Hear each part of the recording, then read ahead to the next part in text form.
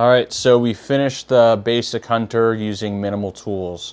In this video, we're going to go over hand sanding it from 120 to 1500 grit, also blackening the tang, and then giving it its edge. So we'll go over some of the tools that I use to do that, a couple different ways that I recommend doing it as far as saving money, going the absolute cheapest route versus, a cheaper route than using like $1,000 sharpening system or a grinder.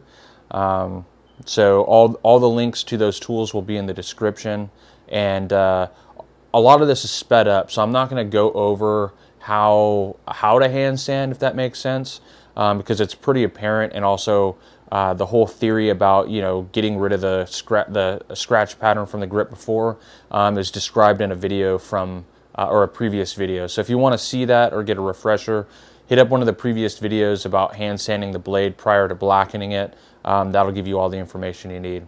So let's get to it.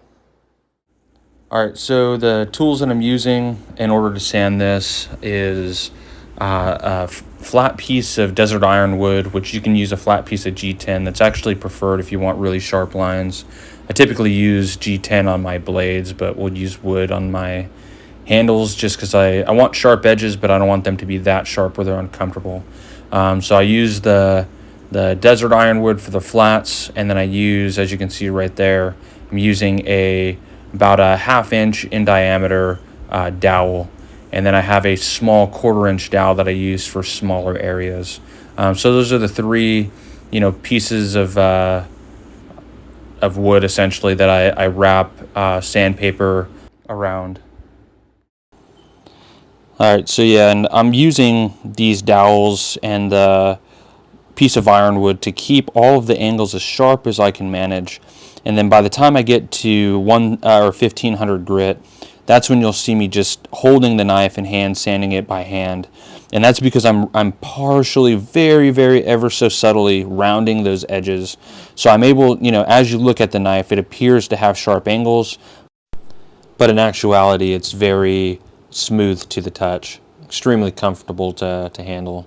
So here I am, this is where I'm using the 1500 grit just to kind of subtly round those edges. All right, now as we finish hand sanding everything, we'll go into the garage to perma blue the tang. So that's what we're doing here. Just making sure I got a nice even coat of that perma blue, and I'm evening it out with that 3000 grit pad.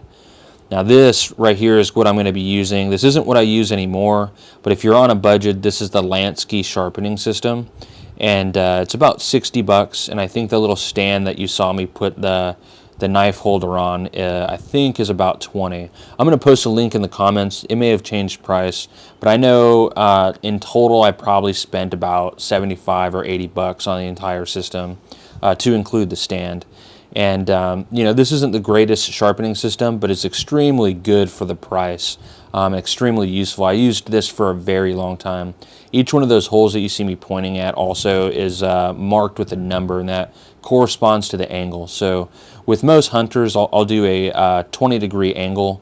And also, a lot of people use grinders to sharpen their knives. I like using sharpening systems that have a specific angle for customer service.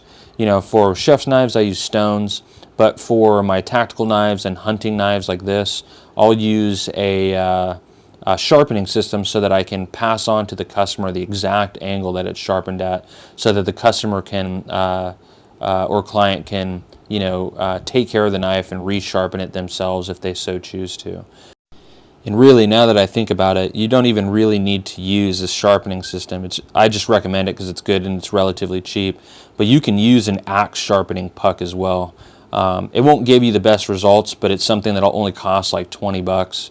And you can get from Liam Hoffman's website. I'll also post that just because that would be a good way to do it too if you're really on a budget.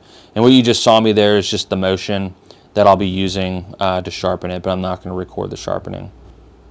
And here's the final product. I'm hoping that you guys enjoyed the YouTube series on how to build a basic hunter with very minimal tools. Let me know what you guys want to see or what else you guys want to see in the comments. All right, see you guys.